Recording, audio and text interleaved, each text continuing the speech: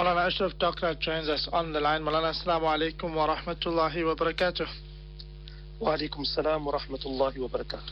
Jazakumullah khairan, Maulana, for joining us on the program this morning. Maulana, the book that we discuss, Heaven's Bankers, Inside the Hidden World of Islamic Finance by Haris Irfan. Let's start off, Maulana, by telling us what this book is all about. Well, Maulana, I became interested in this book after listening to a podcast on the Thinking Muslim podcast that is broadcast on YouTube. And I found this interview with Haris Irfan very, very interesting. The Thinking Muslim podcast is a channel that I would highly recommend listeners to subscribe to and listen to, since they host a number of very proficient guests. Now, this book concerns Islamic finance and Islamic banking. Islamic finance is really a worldwide phenomena, and the total asset value of Islamic finance markets amounts to $3.95 trillion. Islamic finance started to get the world's attention where it collides with the capitalist interest of profit maximization at the global level. And during this time, Haris Irfan was amongst the early generation of structuralists who were responsible for designing financial contracts that are appealing to the conventional investor and at the same time observe the Sharia requirements. Despite having an illustrious beginning, Irfan's journey into the world of Islamic finance has eventually sparked a puzzle within himself. And this puzzle was the question that, is Islamic finance heading towards the right direction? He then started to critically evaluate Islamic financial industry by focusing on the legal and the moral aspects of Islamic finance based on both the letter and the spirit of Islamic law. Irfan managed to share his rich professional experience and personal acquaintance with scholars to expose the false flag of Islamic finance and how it is lurking the harms which it seeks to avoid in the first place. So basically, this is what the book is about. Ma, what are some of the main arguments that the author makes in this book?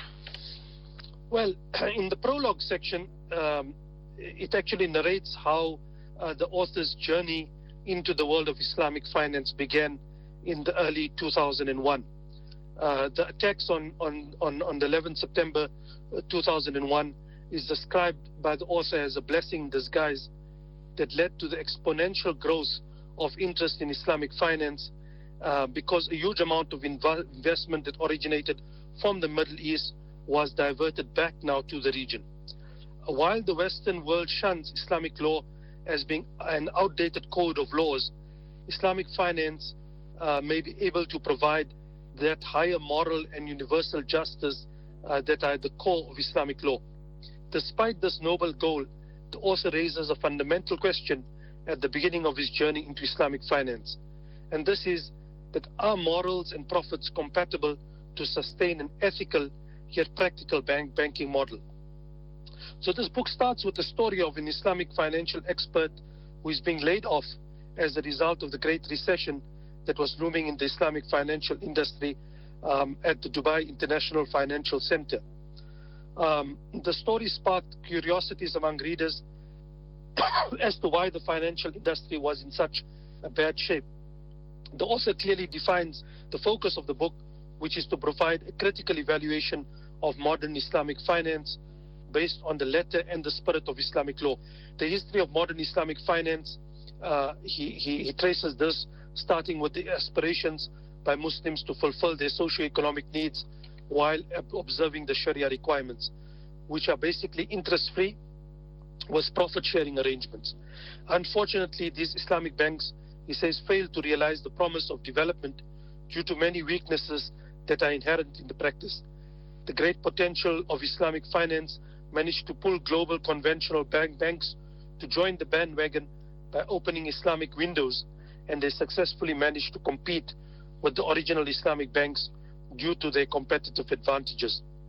These global conventional banks had the upper hand in the Islamic financial industry since they possess bigger pools of funds, greater expertise in banking system, a better sales network, together with the regulatory legal requirements that tend to accommodate the conventional banking operations.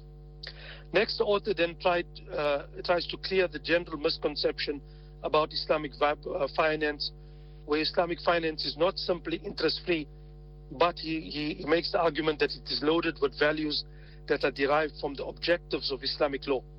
The author explains the fundamentals of Islam and how Deen al-Islam shaped the evolution of Islamic law from the time of the Rasul sallallahu alaihi wasallam to the codification of commercial law and the spread of money and the money economy during the Crusades. He then discusses the origin of money and emphasizes that its role should be limited to a medium of exchange, since interest seems to be commonly prohibited across various religions, and it has been censured by philosophers over time. The following 3 chapters relate to the roles of scholars and bankers of Islamic finance. The scholars played a major role in interpreting the principles of finance from the sources of law, and the fundamental rule in Islamic commercial law is that all financial transactions must be free from two elements, riba and gharar, uncertainty. On its birth, modern Islamic finance was facing a supply-side constraint due to lack of available products. This opportunity managed to attract global banks to set up Islamic wings that are manned by professional bankers under the guide of the Sharia scholars. At the beginning, the scholars would study the investors' requirements with the help of the professional bankers and design contracts that accommodate both the investors and their preferences and Sharia law. After numerous engagements between the scholars in developing Islamic financial contracts, naturally the professional bankers would be able to grasp the Sharia requirements and manage to structure these financial contracts under a minimal intervention by the Islamic scholars. Later, many global banks found out that these financial contracts could easily be replicated, and this explains why many global banks did not hesitate to lay off the Islamic finance specialists during the world financial crisis, despite the illustrious contributions of these Islamic finance specialists at the early development stage. According to the author, Islamic finance thrusted into the world stage when some conventional bankers who are Muslims have taken the responsibility to develop Islamic finance as their personal jihad, so to say, to promote Islam. These bankers suffered from cognitive dissonance as they found that many practices of conventional finance are against their religious beliefs.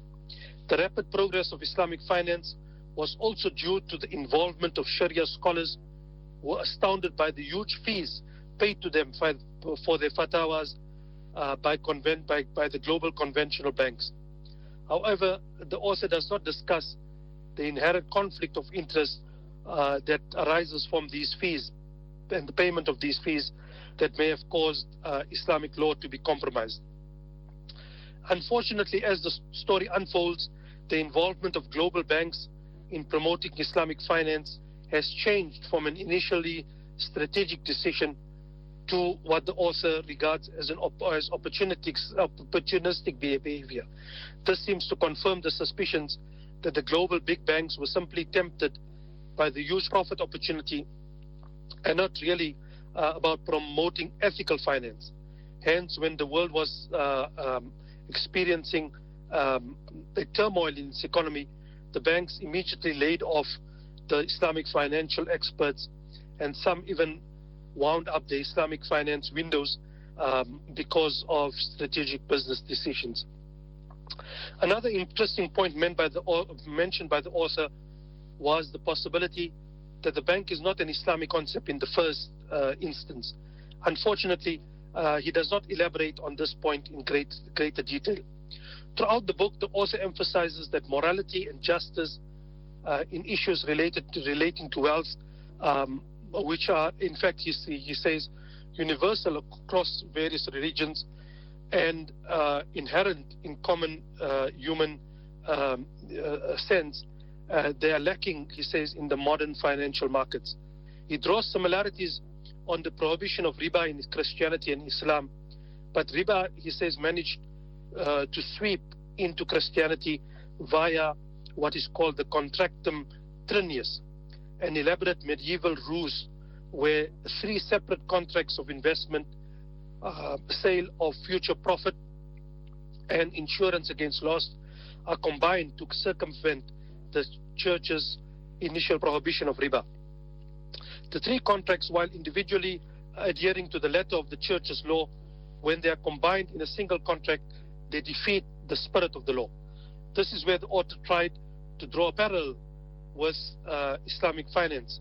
And he says that the application of bay al-ina, commodity murabaha or tawarruk, where complex contracts are tailored by Sharia scholars to accommodate the risk appetite of investors while not breaking the literal prohibition of riba, is very similar. He is worried that Islamic finance seems to follow the same route in Christianity, where eventually the effects of riba will become common in financial contracts. While the simple form of riba is still regarded as not permissible, these complex Islamic financial products produce results that are similar to riba-based contracts in conventional banking. Borrowing the phrase used by the author twice in the book with some modifications, he says that if it looks like riba, smells like riba, and acts like riba, then it is riba. From the various success stories narrated in the book, we can easily identify what we can call maybe reverse engineering as the standard operation in many Islamic finance products, which are invented and crafted based on the risk and profit preference of the investors. Regardless of how intricate the investor's preference for raising money, the Sharia scholars seem to be able to design or endorse a product that suits both their clients' demands and the Sharia requirements. The ability of the scholars to produce practical solutions is a clear evidence of their brilliant minds at understanding the workings of the financial industry. Unfortunately, the role of scholars in many Sharia boards nowadays is limited, he says, to evaluation and endorsement of products. They are no longer actively involved in product development. He makes an appeal that Islamic scholars should, in fact, devote themselves to developing products that both carry the letter and the spirit of Islamic law. The scholars, he says, are not aggressive enough at throwing ideas about how Islamic finance should be and what are the financial products that should be the main instruments that better reflect the objectives of Islamic law and promote public interest. Nevertheless, the roles played by Islamic scholars seem to be improving, he says. When modern Islamic finance was born, the scholars seem to have, in the initial stages, compromised on some Sharia requirements in order to protect and support the young industry. These concessions were given on the pretense of necessity and were of a temporary nature due to no other available alternatives. The scholars remind the industry that the concessions were intended to be temporary until a better solution is found.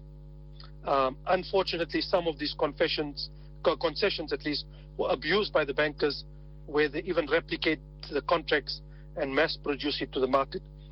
As the industry matures, there were times when the scholars managed to flex their muscles and did not budge to the demands of investors that violate the Sharia. Few scholars were brave enough to question the prevailing practice in the industry and suggest radical solutions, albeit the cold response that they received from the industry. So he explains that while there are numerous financial contracts in the Islamic heritage, and he explains these in details, a vast majority of contracts in modern Islamic finance are derived from sukuk. The main factor for huge interest in sukuk is due to its features that are similar to conventional bonds, therefore making it easier for investors to comprehend and fulfill their preference for fixed returns in Islamic finance. He mentions that the standard operation of sukuk involves the creation of special purpose vehicles, the SPVs, as intermediaries in charge of the underlying assets between investors and borrowers. As with other contracts in Islamic finance that involve the creation of SPVs, the complex structure of these contracts bears similar traits to the contractum trinius, where the application of legal tricks or hila are used to circumvent the law, and this is biased toward the protection of the interests of investors rather than showing a genuine situation and fulfilling the needs and public interest. It seems that the author is making a strong case for a more ethical finance. Yes, Maulana, he argues for ethical finance by explaining the economic dimensions of finance. And this is quite impressive in his whole book. Although some Sharia scholars tend to emphasize on the creation of wealth as more important than its distribution, many Muslim economists have always stressed that the main role of the Islamic financial sector is to support the creation of wealth from real economic activities, not simply through monetization of and the process of monetization. And this is a issue haunting conventional finance as well. We know that global debt in 2023 hit 97.1 trillion, and this is a 40% increase since 2019. Much of it because of the COVID-19 pandemic, where governments introduced sweeping financial measures to support the job market and to prevent a wave of bankruptcies. So this is almost 300% of the world GDP, and it is at an all-time high. This shows that somehow finance has derailed from its original task to support the real sector. And the author shows that the monetization process has led us to this great depth that produces smaller amounts of real wealth, and we have to create more real wealth in order to serve our financial obligations. So one can conclude that the main thrust of this book is to develop true Islamic finance, to change the mindset of Muslims and non-Muslims who are looking for ethical finance, to accept the risk from profit and loss sharing based contracts. And he makes the argument that there is no use of having more scholars that have what he calls cognitive dissonance, but rather we need more brave people to promote changes in the industry if society is not ready to embrace the risk that is concomitant with the change. Now, while this book deals with economics, is it a difficult book to read and understand? With regard to the technical aspects of this book, then I found that the writing style of the book is very casual and it is easy to understand by the public.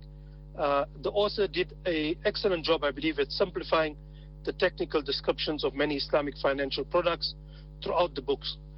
He uses the hadith and he references all of these very clearly and makes the book a very reliable read. There's also a very useful glossary at the end of the book where 32 pages are devoted to Islamic terms to assist those people who don't know the Arabic terms discussed in the book. Overall, I think the author has done very well to critically evaluate many significant issues of Islamic finance, and his approach is very balanced.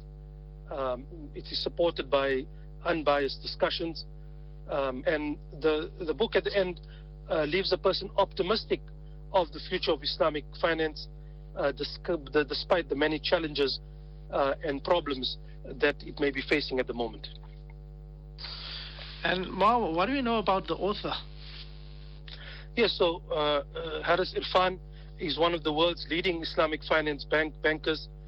He is the founder and managing partner of Cordoba Capital, which is an independent Islamic finance advisory firm, and was formerly the global head of Islamic finance at Barclays Bank.